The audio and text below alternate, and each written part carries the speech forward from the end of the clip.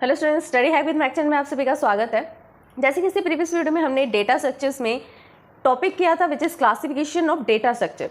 उस टॉपिक में हमने ओनली 2 डेटा स्ट्रक्चर्स को ही कवर किया था which is pointers and array. लेकिन आज जो हम करने जा रहे हैं वो डेटा स्ट्रक्चर का नाम है stack data structure. Stack, queue, link list, tree and graph, इन सभी डेटा स्ट्रक्चर को आज हम इस वीडियो में कवर करेंगे। तो आइए फर्स्टली स्टार्ट करते हैं स्टैक डेटा स्ट्रक्चर से। स्टैक डेटा स्ट्रक्चर क्या होता है? Ordered collection of the items like the array. जैसे एरे होता है, एरे हमने लास्ट वीडियो में रीड किया था, डिस्कस किया था कि एरे क्या होता है, कैसे इसके अंदर इंसर्शन डिलीशन करते हैं। तो जो एरे होता है बिल्कुल सिमिलर होता है स्टैक। थोड़ा बहुत माइनर डिफरेंस होता है इनमें, क्योंकि जो एरे है उसके अंदर हम जब डेटा इंसर्ट करते हैं तो कैसे करते हैं? फर्स्टली 0 नंबर इंडेक्स पे करेंगे, 1 पे, 2 पे, 3 पे, 4 पे और जितना सो ऑन, जितना हमने एरे बना रखा होगा या जिस पर्पस के लिए एरे होगा। इंटीजर टाइप का एरे तो इंटीजर डेटा उसके अंदर डालेंगे, फ्लोट टाइप का एरे है तो उसमें फ्लोट टाइप का डेटा एंटर करेंगे। जितना नंबर ऑफ एरे होगा, अगर 10 नंबर ऑफ एरे बनाया है, एरे का साइज 10 है तो n-1 उसके अंदर एलिमेंट्स को हम एंटर कर सकते हैं, बिकॉज इंडेक्सिंग जो शुरू होती है एरे की वो 0 से स्टार्ट होती है। इसलिए हम n-1 तक जाएंगे, मतलब 9 तक जाएंगे डेटा एलिमेंट्स को एरे में फिल करने के लिए। जब हम डेटा को एरे में फिल करते हैं वो भी हेल्प ऑफ पॉइंटर्स की हेल्प से होता है। स्टैक का भी सेम कॉन्सेप्ट है। कैसे? स्टैक में क्या करते हैं? स्टैक में हमारे पास टॉप ऑफ स्टैक नाम से पॉइंटर होता है। वो पॉइंटर क्या करता है? सबसे हाईएस्ट एलिमेंट को पॉइंट करेगा। हाईएस्ट का मतलब ये नहीं कि जिसकी वैल्यू ज्यादा है, नहीं, हाईएस्ट एलिमेंट मीन जो सबसे लास्ट में एंटर हुआ है, जो टॉप में होगा स्टैक के। टॉप ऑफ द स्टैक नाम से पॉइंटर है। फिर special features insertion and the deletion of the elements can be done only from the one and. For example, call the top of stack. वो कह रहा है कि स्पेशल फीचर क्या ऐड हुआ है एरे से लेकर स्टैक तक जाने में, जो इंसर्शन और डिलीशन मुश्किल था, डिफिकल्ट था एरे में परफॉर्म करना, उसको थोड़ा इजी किया गया। कैसे किया गया? By using the stack. क्योंकि स्टैक में क्या होता है, एक ही एंड ऐसा होता है, ओनली एक एंड ऐसा होता है जहां से हम इंसर्शन भी करेंगे और वहीं से हम डिलीशन भी करेंगे। डेटा को इंसर्ट भी वहीं से कर सकते हैं और डिलीट भी सेम एंड से ही कर सकते हैं। कोई और दूसरा इसका वे नहीं है इंसर्शन और डिलीशन करने का। फिर नेक्स्ट में वो क्या कह रहा है? Also call as the last in first out structure, LIFO structure. कि स्टैक को हम लीफो स्ट्रक्चर कहते हैं। क्यों कहते हैं स्टैक को लीफो स्ट्रक्चर? बिकॉज जब हम स्टैक में डेटा एलिमेंट्स को एंटर करते हैं, अगर हमने लास्ट एलिमेंट जो एंटर किया है, जो सबसे फर्स्टली एलिमेंट एंटर किया है, सबसे नीचे होगा, उसको अगर हमें बाहर निकालना है, उसको पॉपअप करना है, तो उसके लिए हमें सबसे पहले क्या करना पड़ेगा? जो सबसे टॉप पे एलिमेंट होगा उसे निकालना पड़ेगा। हमने एक स्टैक बनाया, इस तरह से रिप्रेजेंट करने के लिए एक स्टैक बनाया। स्टैक की इंडेक्सिंग करी। कैसे? ये बॉटम है स्टैक का, बॉटम ऑफ स्टैक, ये स्टैक का बॉटम है। बॉटम में 0 से इंडेक्सिंग स्टार्ट हो रही है।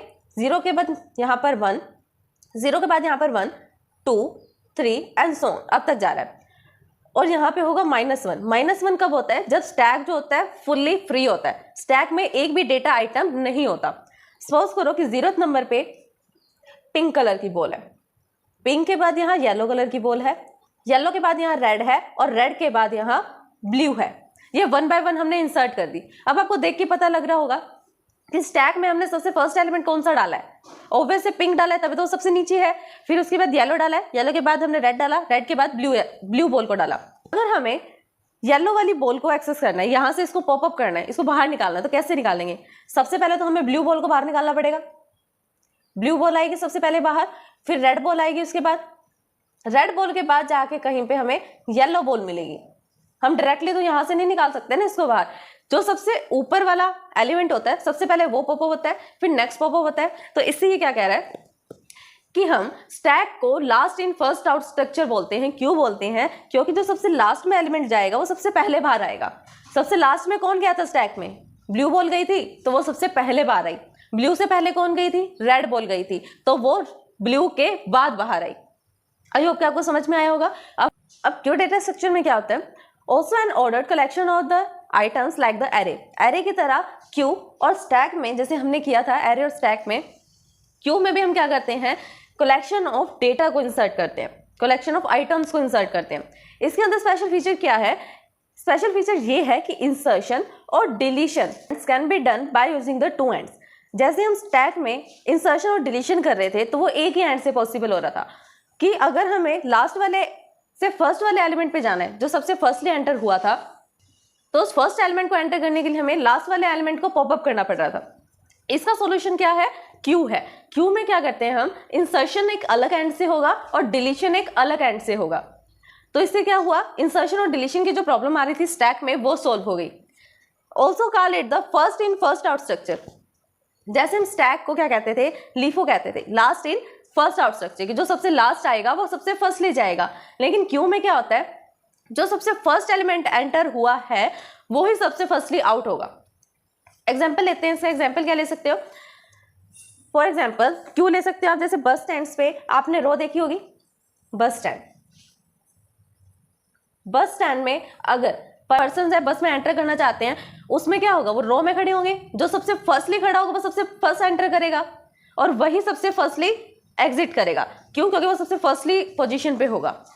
तो जैसे हम किसी भी रो में लगे होते हैं, रो में खड़े होते हैं, तो जो सबसे फर्स्ट पर्सन होता है या फर्स्ट एलिमेंट होता है वो सबसे फर्स्टली इन होगा और फर्स्टली वही आउट होगा। फॉर एग्जाम्पल एक और एग्जाम्पल लेते हैं हम, जैसे बैंक है, बैंक में अगर लाइन लगी हुई है कैश के लिए, तो जो सबसे फर्स्ट पर्सन है उस डिपार्टमेंट के पास, जो फर्स्ट पर्सन खड़ा होगा उसका काम सबसे पहले होगा। एक तो सबसे पहले इन किया, सबसे पहले वही अंदर गया और सबसे पहले वही आउट होगा। क्यों होगा, क्योंकि सबसे पहले काम ही उसी का होगा। आई होप कि इस एग्जाम्पल से आपको क्यू का वर्किंग जो है समझ में आई होगी। अब हम करते हैं next, which is link list. और फिर नेक्स्ट टॉपिक आता है लिंक लिस्ट। लिंक लिस्ट में क्या होता है, defined as the variable number of the data items, कि इसके अंदर हम variable number of data items को एंटर कर सकते हैं। कैसे, जैसे हमने एक एरे बनाया, एरे में क्या था, जितना साइज हमने उसको डिक्लेरेशन में डिफाइन के टाइम पर उसको दे दिया कि इतना हमने डिक्लेयर कर दिया 10 साइज है, तो वो 10 से एक्सीड नहीं हो सकता, उससे एक्सपेंड नहीं हो सकता। तो वो उसका ड्रॉबैक था एरे का। उस ड्रॉबैक को ठीक करने के लिए हमने कौन सा नया डेटा स्ट्रक्चर एडॉप्ट किया, which is link list. Link list में क्या है, जितना चाहे हम उतने नंबर ऑफ नोड्स बना सकते हैं और जरूरी नहीं है कि सब कंटिन्यूस मेमोरी में हो, डिफरेंट डिफरेंट लोकेशंस पर भी वो हो सकते हैं। इसके अंदर हमारे पास 2 नोड्स होते हैं। Element of list contain the 2 fields होती है। एक तो होती है नोड, कौन से वाला, जिसके अंदर एड्रेस स्टोर होगा। एक होता है डेटा नोड, तो इसके अंदर डेटा फील्ड या डेटा नोड, और दूसरा होता है एड्रेस नोड। डेटा नोड में हम क्या करते हैं, डेटा नोड में डेटा फील्ड होता है, जो डेटा आइटम्स को हम इंसर्ट करना चाहते हैं वो डेटा नोड में इंसर्ट होता है। और फिर जो नेक्स्ट नोड होता है एड्रेस नोड, उसके अंदर हम क्या करते हैं, जो उस नोड से नेक्स्ट वाला नोड होगा उसके एड्रेस को वो स्टोर करेगा। कैसे, सपोज करो कि हमने डेटा जो था, डेटा को स्टोर करना था, वो कहाँ से हमने स्टोर करा, हेड से।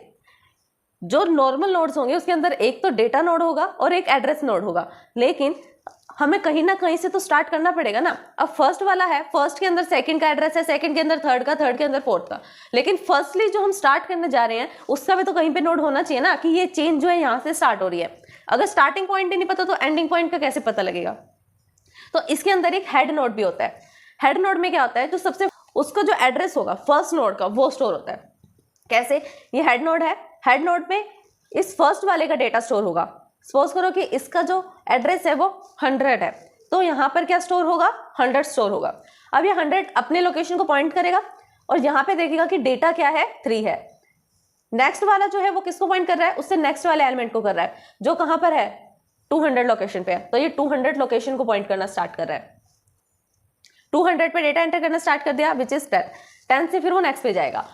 नेक्स्ट वाले को किसको पॉइंट कर रहा है, वो 4000 लिख दिया। फिर नेक्स्ट किसको पॉइंट कर रहा है, 39 को पॉइंट कर रहा है। अब देखो कोई सीक्वेंस नहीं है इसके अंदर, पहले वो 100 पे गया, 200 पे गया, 200 से फिर 4000 पे गया, 4000 से फिर 39 पे आ गया।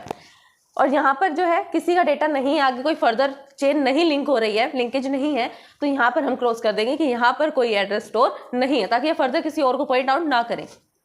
अब यहाँ पर कोई कंटिन्यूस मेमोरी लेने के लिए कोई ऐसा पर्टिकुलर रूल नहीं है कि इसमें कंटिन्यूस मेमोरी में स्टोर होगा।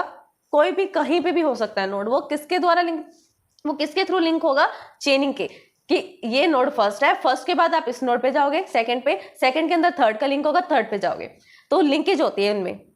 फिर आता है नेक्स्ट कौन सा है, ट्री में क्या होता है, ट्री में हम हायरार्किकल डेटा स्टोर करते हैं, हायरार्किकल वे से, tree, parent, child node, leaf node, इनके कॉन्सेप्ट में, इनका रिलेशन क्रिएट करके।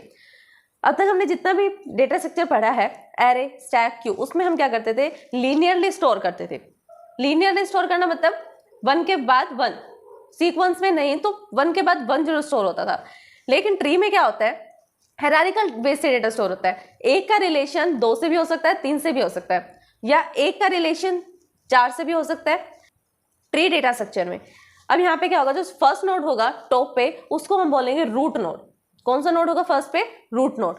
रूट नोड के आगे फर्दर चाइल्ड्स होंगे। चाइल्ड वो किसके लिए हैं, चाइल्ड जो ये नोड्स हैं ये किसके लिए चाइल्ड है, रूट नोड के लिए। लेकिन हो सकता है इसके भी फर्दर आगे चाइल्ड्स हो, तो ये उन चाइल्ड्स के लिए ये क्या बन जाएंगे, पेरेंट्स बन जाएंगे।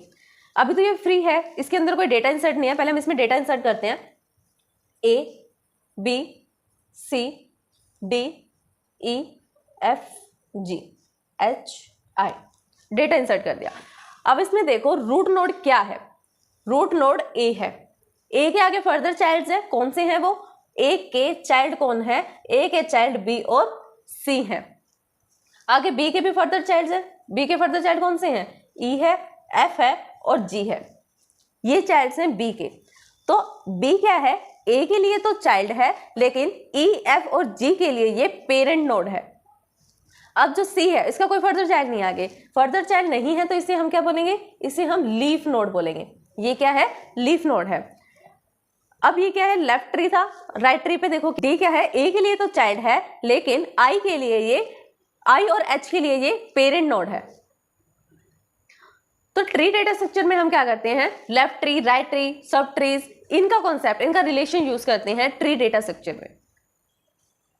अब जो नेक्स्ट आता है वो है ग्राफ। ग्राफ डेटा स्ट्रक्चर में क्या होता है, इसमें भी हम नोड्स और एजेस पर ही बेस्ड होते हैं। जैसे हम ट्री में एजेस और नोड्स पे बेस्ड होते हैं, सेम वैसे ही क्या होता है कि जो उसके अंदर नोड्स होते हैं वो आपस में कनेक्ट होते हैं और उनका नेम होता है,